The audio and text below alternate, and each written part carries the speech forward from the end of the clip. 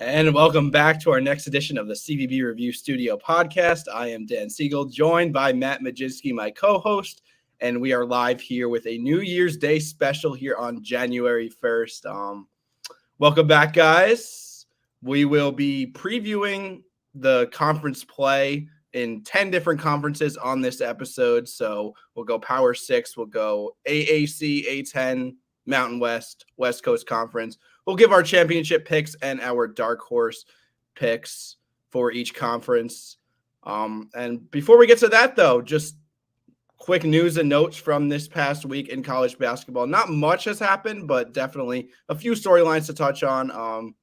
Matt, I'll throw it to you first. What did you want to get to regarding this past week? Yeah, obviously a weird week in college basketball because, there weren't even games every day this week. Obviously, students, players on Christmas, on holiday break. So that's the biggest thing first and foremost. But still, some teams that we thought, at least I thought, were Final Four contenders and still think they are, not really showing up all the way in this one. So definitely an interesting week of college hoops. Yeah, I guess we'll start with Florida Gulf Coast and Florida Atlantic. I don't know if that was one of your teams, but 72-68, Florida Gulf Coast just shocks them. My first thought is, before we get to this actual game and this result, I'm glad that a quote unquote, I guess, superior team travels to a smaller in-state arena. I love seeing that in college basketball. Second off, this is not one but two bad losses for FAU. Remember, they lost to Bryant earlier in the year, but there's no sugarcoating this one. We could sugarcoat that Bryant loss. There's no sugarcoating Florida Gulf Coast. That is just their third Division I win for Florida Gulf Coast this year. So what'd you make of this, Matt? Yeah, what I make of this is that I think FAU does have some talent, but I think that their coaching and their experience is what's able to make them win a lot of games and beat a lot of teams. But I think that's an instance why, okay, clearly this isn't a team with a lot of 4 and 5 stars, if any. This is not a team that recruits these players. So I think the talent, if they're off, if they're not gelling on any given day, then that lack of talent can show up. And this is I want to make sure people understand, Elijah Martin, Vlad Golden, these are great players. I'm not saying they're not talented, but what I am saying is that, a great team would not lose that game. It's one thing to lose to a bad power conference team or to lose to another decent mid-major team. But like you said, Florida Gulf Coast, this isn't the FGCU that upset Georgetown a few years in the tournament. This is a much different team that FAU, quite frankly, should not be losing to. No, totally agree. I mean, Golden did have his 21 this game. Elijah Martin just 3 of 14 from the field. And you would think this team is deep enough, especially at the guard position, to account for that. They have Rosado on the bench. They have Jalen Gaffney, but just not in this one. So bad loss. We'll see if it affects our AAC championship predictions, which we will get to. But also, speaking of which, in terms of teams people thought might be Final Four contenders, just dropping absolute duds this weekend. Stanford 100, the previously 4th ranked Arizona Wildcats 82. Stanford, I'll start with the winner. They have had a really bad start to their season, but there's about 2 to 3 times every year where just everything comes together and they look like the team that they are capable of being with their talent. I did not have an 18-point win over Arizona in my bingo card, though. Arizona coming in as the number 2 defense in the country according to Ken Palm, and gives up 100 to Stanford. Yeah, you look at an Arizona team, and that's kind of what I mentioned in the beginning of this episode, was that Arizona is a team that I thought was a Final Four contender. At one point, I thought they were the best team in the country. I still think they have the talent to make the Final Four, but that is a concerning loss because Stanford has not started this season well at all. We spoke to Jared Bynum. You guys can check it out on our YouTube page. I had a great conversation with him on why he thinks he can lead Stanford to the NCAA tournament this year. He's a talented point guard. Stojakovic is a really talented player with a lot of great basketball blood in his family, but this Stanford team has not shown it on the court. So it's kind of in between a concerning loss and Also an interesting win for Stanford. Like, okay, are they starting to come together? Because they do have talented players. Maybe it's just taken them a while. It's just they dug themselves into a deep hole. It'll be interesting to see if they could get themselves out of it. Like, especially the Pac-12, it's going to be hard to compile quality quad one wins in there. But shout out Kanan Carlisle, 28 points off the bench for Stanford. Huge for them.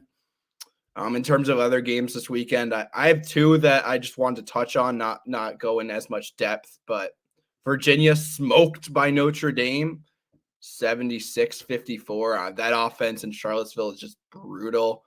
Another just time that Virginia went on the road. I think there's been 3 times they've been away from home this year, and they lost by 20-plus points each time. So we might be looking at a bubble team for Tony Bennett. And then Marquette and Creighton played each other as the ranked versus ranked matchup.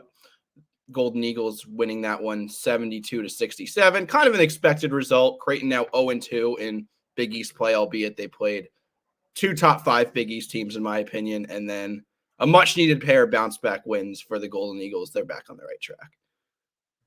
Yeah, definitely a lot of, like you mentioned, I want to kind of tail off of that. Marquette, I think that's the team that impressed me the most, kind of just able to bounce back, get a win over a good Creighton team that's struggling a little bit now, 0-2 in the Big East. Definitely not how they wanted to start, but overall, that's the most impressive win when you look at, a ranked team beating another ranked team, kind of asserting their dominance in that way.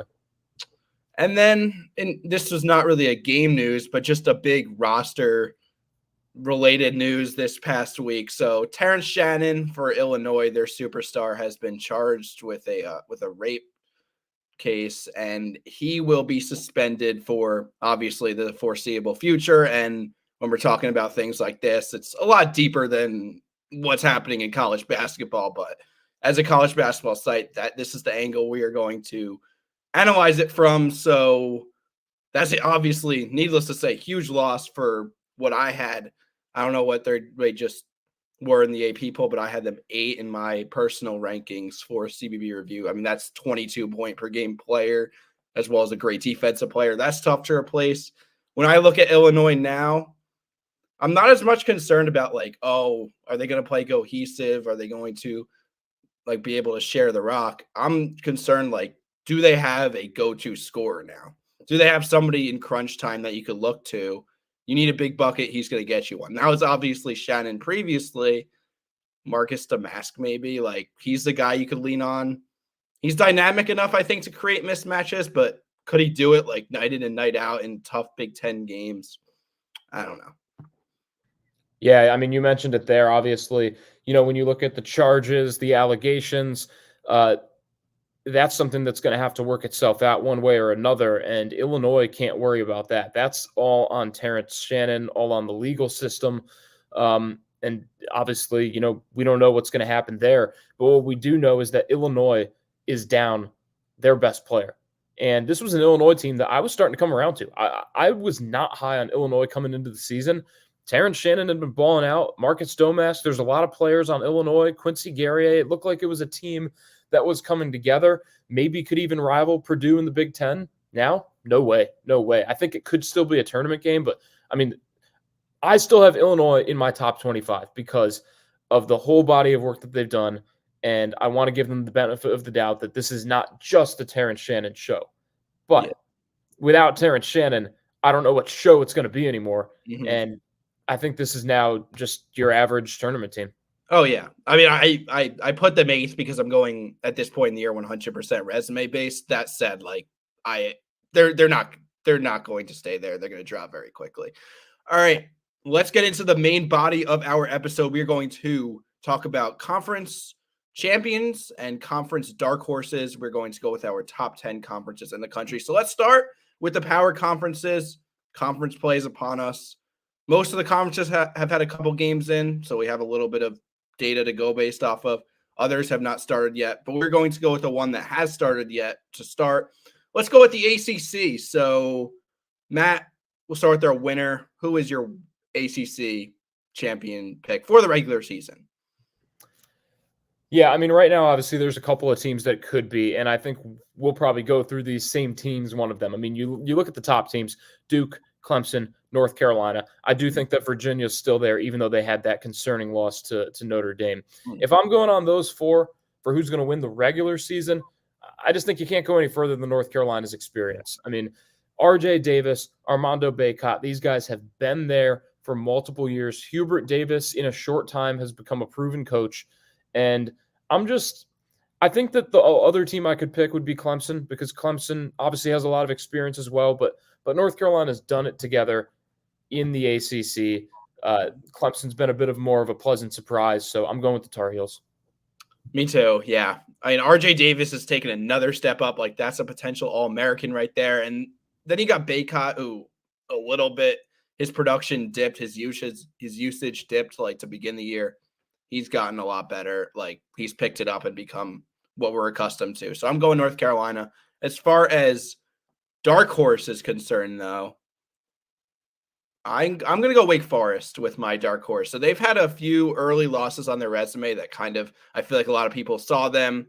They counted out Wake, the losses in specific, Georgia, LSU, and then Utah. But even though you maybe would have liked them to pick up one of those wins, they've been a much better team as of late. They've gotten Efton Reed back, or I guess added him to the lineup is the better way to say it. That adds a really good interior defensive threat that they've needed for a while. And then Damari Monsanto, he's just a lights out three-point shooter, one of the best just pure shooters in the country. This offense is already good from beyond the arc. Like, if they get Monsanto back and he is his normal self, like, that's a legitimately scary offense. And we watched Wake Forest just absolutely smoke Virginia Tech this weekend. You said you're thinking Virginia's still in the top four. I think I might have Wake Forest as replacing them for my last double bye team. So definitely a dark horse pick for me is the Demon Deacons. I think he might be muted. Oh, I thought I unmuted myself. Yeah. Good catch there. If I'm going to dark horse, I'm going Syracuse. I'm being honest, and I try to keep the bias out of here. So to give a second team, I was going to go with Georgia Tech because they obviously had the win over Duke, but they've also had some really bad losses. But you look at Syracuse's resume: no quad 3 or quad 4 losses. They haven't had a resume win per se, but let's not forget that there's 9 sophomores on this team. They played in the Maui Invitational. I think they use that as some growth because this Syracuse team has now won 5 straight games against Georgetown. I know, who knows? I mean, they look a little bit better than past years. They beat an Oregon team that's 10-3, and they're coming off another win against Pittsburgh, who, you know, right now that's a quad 2 win, but it could even be a quad 1 win. Pittsburgh's top 45 in the net. So Syracuse has rattled off a few pretty good wins so far. They've got Duke tomorrow. If Syracuse is able to win at Duke, which I don't think it's impossible, Duke isn't this, team that's going to run past everyone. It's also on winter break, so who knows how great Cameron Indoor Stadium is going to be. It's not going to be your typical Cameron Indoor Stadium. I think Syracuse can surprise some people, and we can learn a lot about how this team has changed from Feast Week in the Maui Invitational to the first week of ACC play. Yeah, I had a feeling you were going to go with the orange. That's why I kind of went a little bit different with the Demon Deacons. But I think both of them are really solid picks. Big Ten, as far as winner is concerned, I think this one is a lot more straightforward. Purdue, with Edey doing his thing, and then they have really year-to-year improvement, in my opinion, in that backcourt with Braden Smith and Fletcher Lawyer. That has been significant. Like, now I believe teams actually are paying the price consistently for just zoning in on the best player in the country in Edey. So this is the number 1 team in the country right now. It's got to be Purdue. Dark horse, though, Matt. You could correct me if I'm wrong on Purdue, but what's your dark horse pick, assuming your championship pick is Purdue? Yeah, I mean, you said it. Really don't have to say much more there. Purdue's the clear best team in the Big Ten. Dark horse is kind of interesting because there's some teams in the Big Ten, like Nebraska, Minnesota, teams that have gotten off to good starts, but I just don't know if they have enough to do a full Big Ten slate and win the Big Ten. So if there's any team that's going to rival Purdue, I like Wisconsin. And I say that because maybe it's not the biggest dark horse pick. Wisconsin was in my top 15 to begin the season, so I already think they're a good team.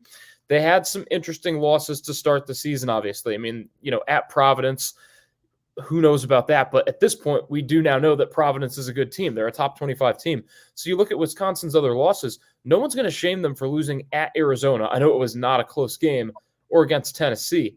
But you can look at the wins that they've got. A great win over Marquette by 10, at Michigan State, against Virginia by 24. So while Wisconsin's lost to some good teams, they've also beat some great teams.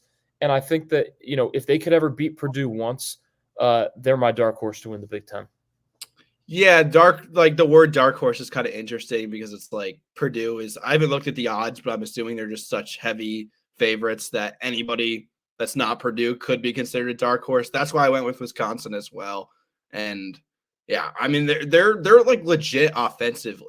This is not something you would expect out of a Badgers team. AJ Storrs every bit of the player they wanted him to be. I think Hepburn is one of the more underrated point guards in high major basketball. So with the Shannon-less Illinois team, it's got to be Wisconsin. Where do you want to go to next? You want to go to Big East? Yeah, let's go to the Big East. So there's a couple of teams we could pick as our winner here. I'll go first, though. I am going to go with UConn still. I think they were certainly exploited by your Seton Hall Pirates, like the ability to beat those guards off the bounce and penetrate and get to the line. And then we saw St. John's kind of had their way with that too and almost upset them as well. But I think they are figuring out a way to play without Donovan Clingan.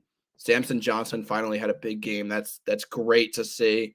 And they're just so dangerous offensively. They're so well coached defensively. Like I think on the offensive end, Stephon Castle is coming alive. That's huge for them. So we presume Clingan will be back at some point. He won't miss like all of conference play.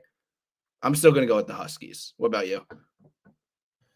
I'm actually going to go with Marquette here because while Seton Hall, and that just sounds good, by the way, my Seton Hall Pirates taking down UConn. You can't say that enough. But what I will admit is that this Seton Hall team that has given UConn trouble in the past, they've now beat them 4 straight seasons.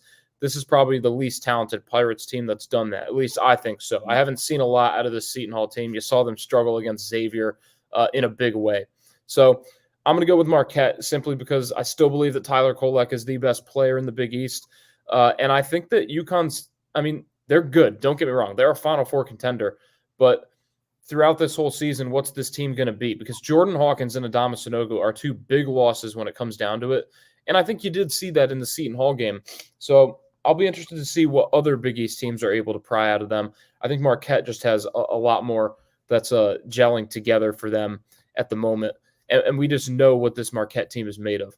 If I'm going with a dark horse to win the Big East, I'm not sure how much of a dark horse it is at this point because they've been the Big East like top team for a while, but Villanova's starting to play well. I don't want people to count Villanova out. I mean, they're 2-0 in conference, and it's Villanova. I know it's not the Jay Wright Villanova, but it's still Villanova.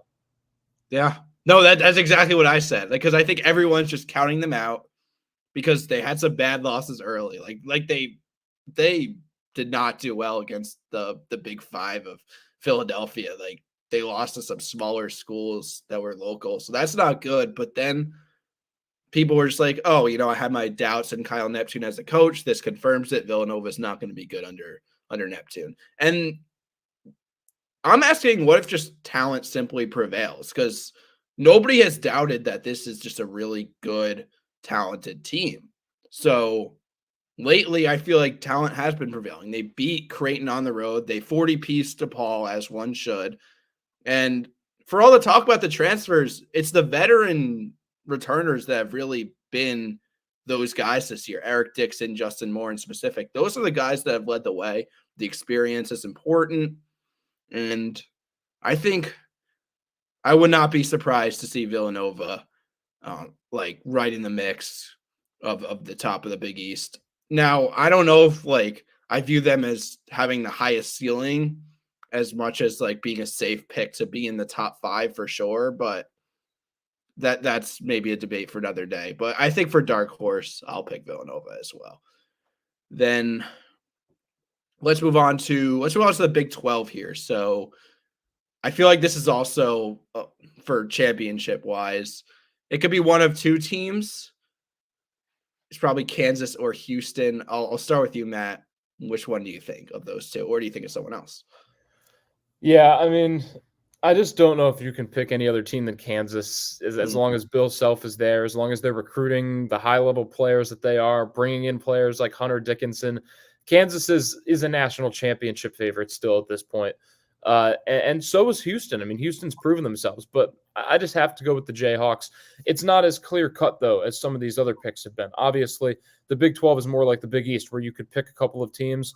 And even the ACC. I mean, the Big Ten is really the only conference where it is far and away one team. I guess we'll get to the Pac-12 as well, but yeah, Kansas is my pick in the Big 12. As far as my dark horse goes, see, this is a tough one because it's sort of like dark horse is weird at this point in the season because like BYU could be a dark horse. I'm actually not a huge fan of the Cougars, but they also are like a top 15 team in the country. So like, is that really a dark horse? So I'm going to go even further down the list, and I'm going to go with Baylor. And I feel like even that's maybe not a dark horse pick, but at least it's a Baylor team that's struggling lately, and I don't think it's fair to write off a team just because they lost like one game to Duke. Like I just you know what I'm saying? Like it's still a good team. They're 10-2, and they have one of the most impressive freshmen in the country. So Jacoby Walter and Baylor is my dark horse pick. Yeah, I thought about. Well, actually, let me start with my champion. It's also going to be Kansas. Like to add on to your point, I just haven't seen Houston face that grind of a schedule really at any point under Kelvin Sampson. Like they're used to cruising through AAC play, and now in the non-conference, like that was similar. Like they beat up on a bunch of inferior opponents, had a couple of tests, obviously handled them. Like this is a good Houston team, but I think we've already seen Kansas's ability to win big games. So if it's so close, I got to give Kansas the edge. And everyone says, oh, like they don't have the depth, but how many teams in the country have 4 legitimate star players? I don't care about how much depth you have. That will prevail in a lot of cases. Now for my dark horse, I went a little bit more dark horsey even than you. Like I said, Baylor's a good pick, but I went Iowa State because if we're talking about a team that is tough, a team that is able to handle the grind of a Big East schedule or a Big 12 schedule, I should say, it is the Cyclones. And we know how good they are defensively because that's every year. But I think the most important thing is they're actually capable of some offensive splurges, just getting randomly stupid hot on a certain night. We've seen Iowa State do that. They love to create turnovers and run. They have 6 different players with 9+ points per game, led by Lipsy, their sophomore point guard. So there's a lot to like about Iowa State. I wouldn't be surprised to see them do a little bit better than a lot of people expect them. I know the analytics really like them. They're like 13th or something analytically, maybe even higher than that. I don't like them that much, but definitely more than the public, I would say. And then we cruise through Power Conference land. Let's move south to the SEC, where, again, this is not an obvious pick, but there's a couple of choices. I'll start with you, Matt. Yeah, definitely a few choices here. And I think obviously the ones we're looking at are Kentucky, Tennessee. At this point, you can consider Ole Miss there at 13-0. The team that I'm picking here is Kentucky. The freshmen for Kentucky have been out of this world. Rob Dillingham has been outstanding. I don't even think they've reached their peak yet totally. Him and Reed Shepherd have been great, but what are we going to see out of Justin Edwards? How much more can he improve this season? John Calipari seems to have hit the jackpot with this Kentucky freshman group. They still have Antonio Reeves as an experienced player. There's so many great players on this UK team. It's hard for me not to pick them. So I'm going with the Wildcats there. As far as a dark horse goes for me, I kind of already mentioned the top teams there. There's one team that I think a lot of people aren't talking about, and few people have them in their rankings, and that's Auburn. This is an Auburn team that's 10-2, that played in an 8-9 game last year against Iowa. So they were a borderline top 25 team last year. And I know that it's probably not a popular pick. I think that Appalachian State loss got people thinking, okay, what's up with this Auburn team? Let's not forget that App State is 10-3. This is not a bad App State team. If it wasn't for James Madison, they'd probably be the top of the Sun Belt right now. This is also an Auburn team that almost beat Baylor the first week of the season. So I think that what Auburn can do is they can win games against the top teams in the country. If they can rattle off a couple of those in the SEC, who knows? Because I don't think Kentucky is going to roll through this schedule. I think the SEC champion is still going to have 4 or 5 losses.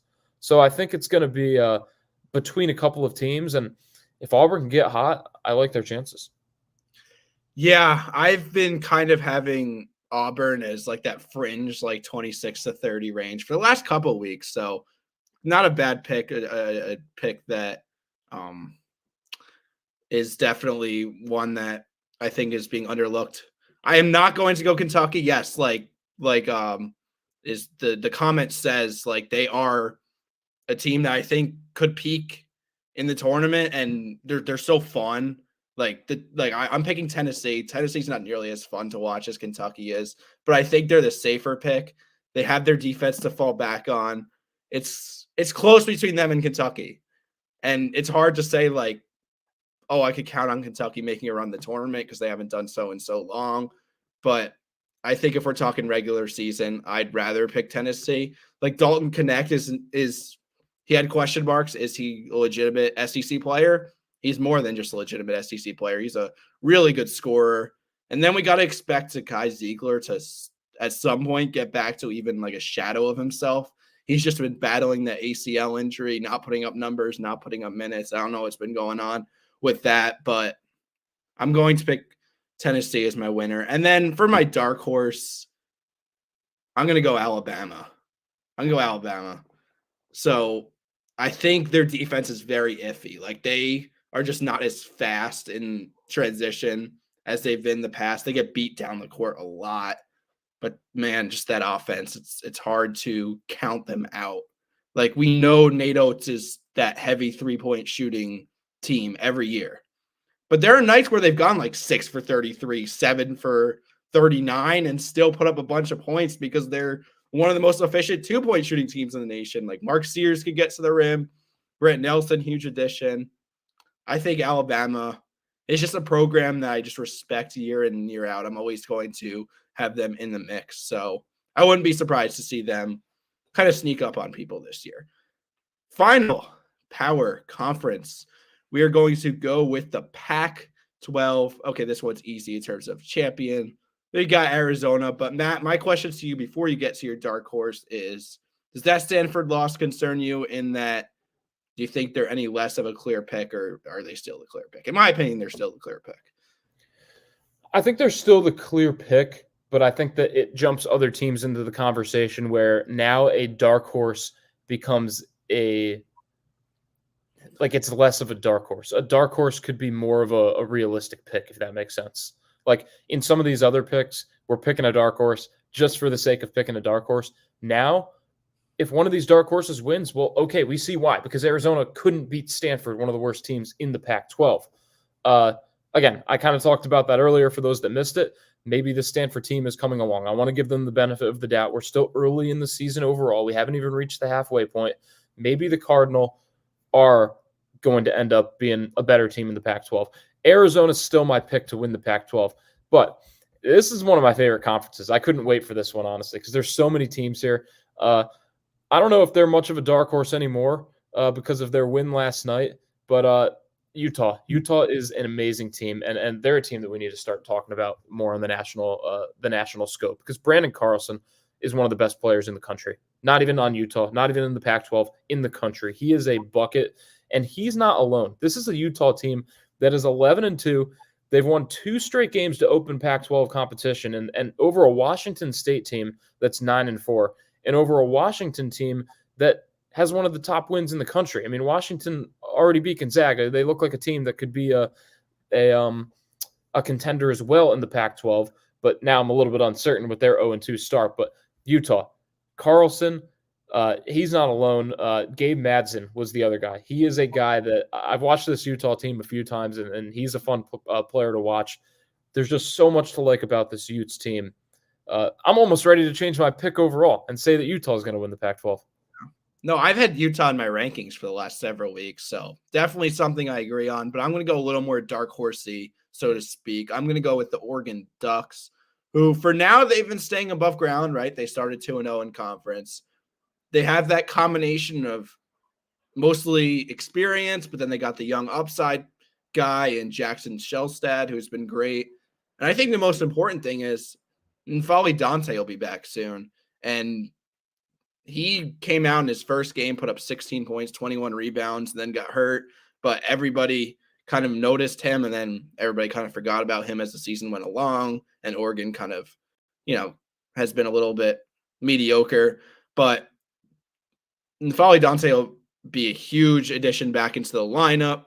This is a player that is one of the best in the conference. Nate Biddle, albeit, has done a tremendous job filling in, but he's not N'Faly Dante. So when they get him back, I think Oregon's easily not easily, but I think they are a top 3 to 4 team in the conference. So I'm going Oregon as my dark horse pick.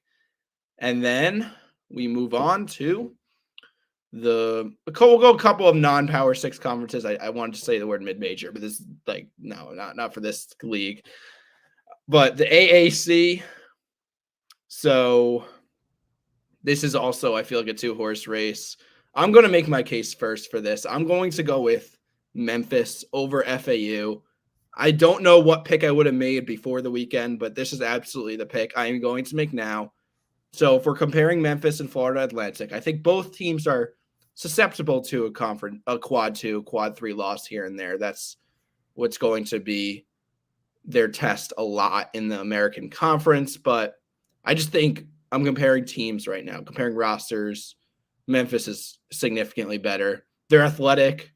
I think an important thing is they're not very matchup dependent. Like, they could beat you in a lot of different ways, and that is important for regular season conference slate. It's not like they'll struggle against one type of opponent and do well against another. And they've struggled as a rebounding team, you might say, but with Naquan Tomlin, he's been added to the lineup, and that's a different story in terms of rebounding. So I like Memphis for my championship pick. I'll second that pick, Dan. And I don't even know if this has as much to do with FAU's latest loss. I still think FAU can win this league. When it comes down to it, we now have to look at Penny Hardaway as a coach and Memphis as a talented team. There should be no question about that anymore. This is a Memphis team that's 11-2. They are 3-1 on the road. You know what those 3 road wins are? At Missouri by 15, at VCU by 5, at Texas A&M by 6. That's a win over a tournament team in Texas A&M, a bubble team in Missouri, and a proud VCU team where I know that, they have a lot of fans, and that's probably not an easy place to win. It's a Memphis team that's won 6 straight games. Their only 2 losses are to Villanova, which was at the tail end of a tournament, and to Ole Miss, which was by 3 points. Ole Miss is a great team as well. They're undefeated. They're a well-coached team too. So it leaves me no question that Memphis will have the ability to win tough away games in this conference, to beat the teams that they have to put away. And FAU is going to do the same thing. When they go head-to-head, that'll be something to watch because both these teams are tournament teams. They're probably going to both be higher seeds when we reach the tournament. It's going to be great. But Memphis is my pick right now. If I have to pick a dark horse, it's a little bit challenging because, one of those 2 teams is going to win. Let's be real. The dark horse in the AAC will not be winning the AAC. There's no way. But if I'm going to pick one, I'm going to look to Wichita State. I'm just going to be fun with this one because, you know what? They've played a tough schedule. They've played Kansas. They've played Kansas State.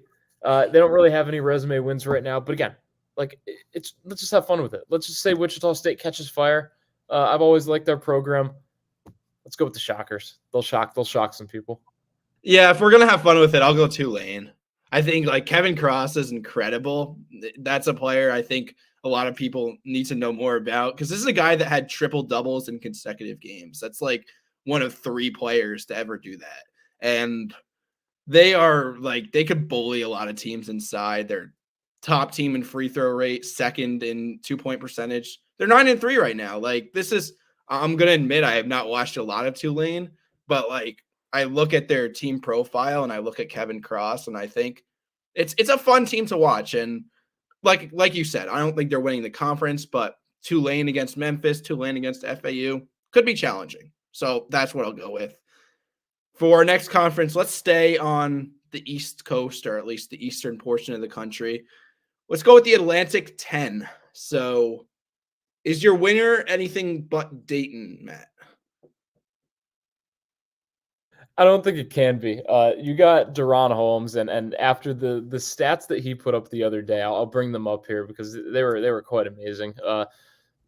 27 points. They beat Longwood, a good Longwood team, by the way. That's why it's amazing. Longwood's like 13-2 or something. So I know that's not a team that people are used to talking about. But if you're 13-2, I don't care what conference you play in, you're a good team. He's putting up 27 against them. He's putting up double doubles pretty much against any team he faces. I'm more interested to see what seed Dayton will get because they didn't really help themselves resume-wise with the loss to Northwestern and the loss to Houston. They beat St. John's. Maybe that'll help a little bit. They did beat Cincinnati if the Bearcats can put together a halfway decent Big 12 slate. But Dayton seems like they might be able to finish the A-10 with a really good record. We've seen the A-10 drop off a little bit recently. It'll be cool to see what seed the Flyers get because I think they're a tournament team, no doubt.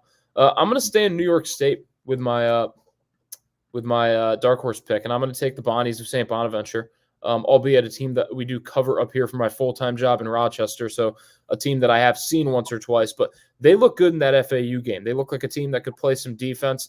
They've got some scores. I know FAU shut down their offense.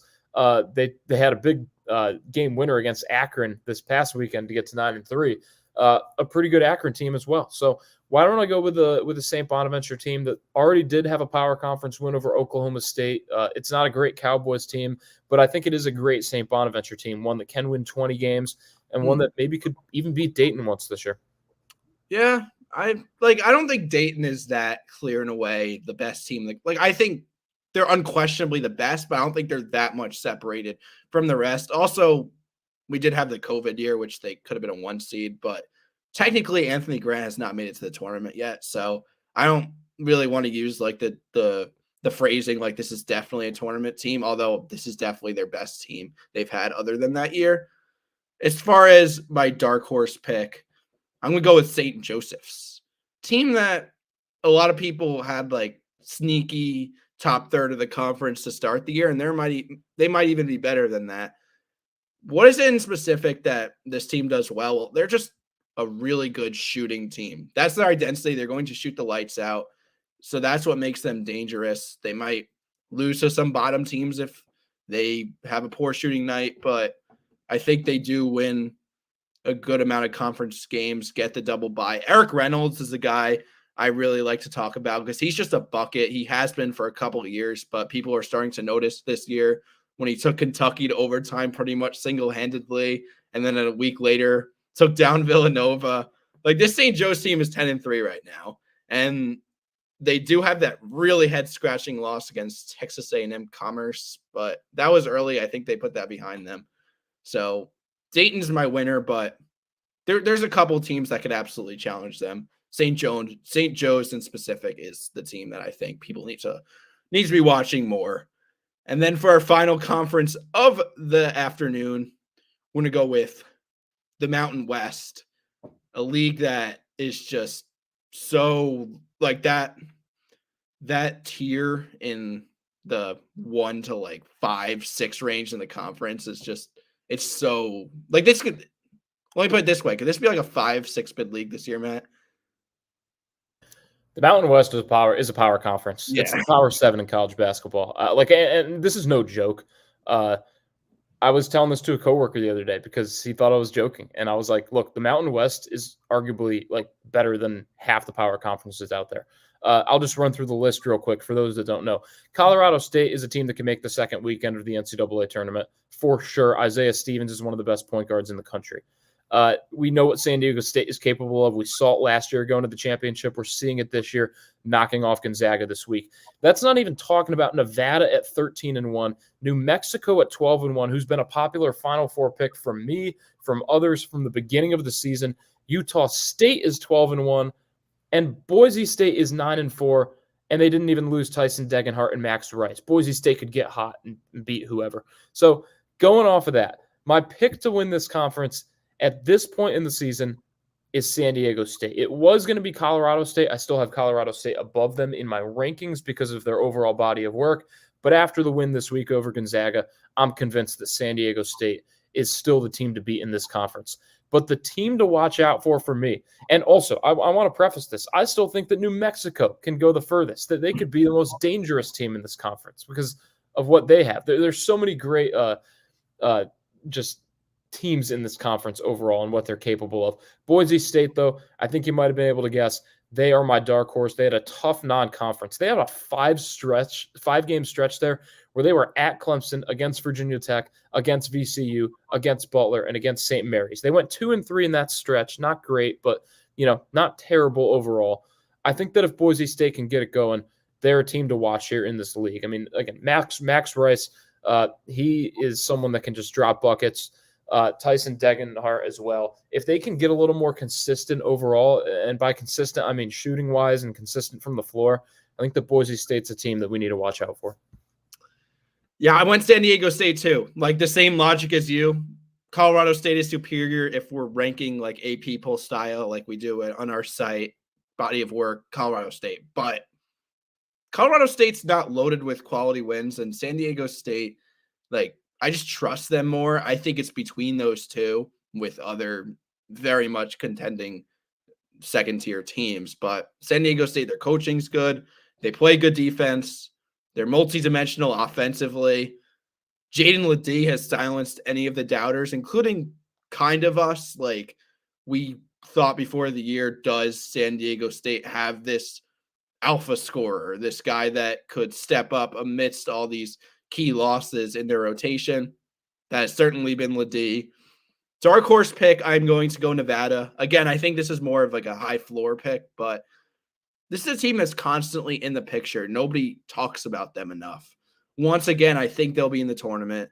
What they did in the Diamond Head Classic just confirmed my view of them. They took down TCU, then they took down Georgia Tech. That was on the same weekend, and I don't think that was a fluke. They're loaded with veterans. Jared Lucas and Keenan Blackshear are the guys that you want to watch out for in specific. Nevada's legit. Like, once again, they'll be safely in the tournament. Maybe people won't talk about them enough, but they deserve some recognition. So Mountain West in general deserves some recognition. Like we did this whole segment. We didn't even talk about New Mexico, who is like both of our favorite teams to watch. They're just incredible offensively. So if I'm able to stay up late and watch these games, I'm taking Mountain West After Dark over Pac-12 After Dark any day. Thanks everyone for watching. Have a great, happy, healthy new year. We are approaching, like we've been talking about, like the heat of conference play in college basketball. There's nothing better than that.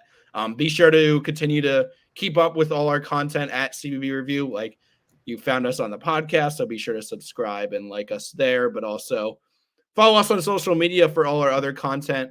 You could see scrolling along the bottom of the screen on Instagram or on Twitter and X.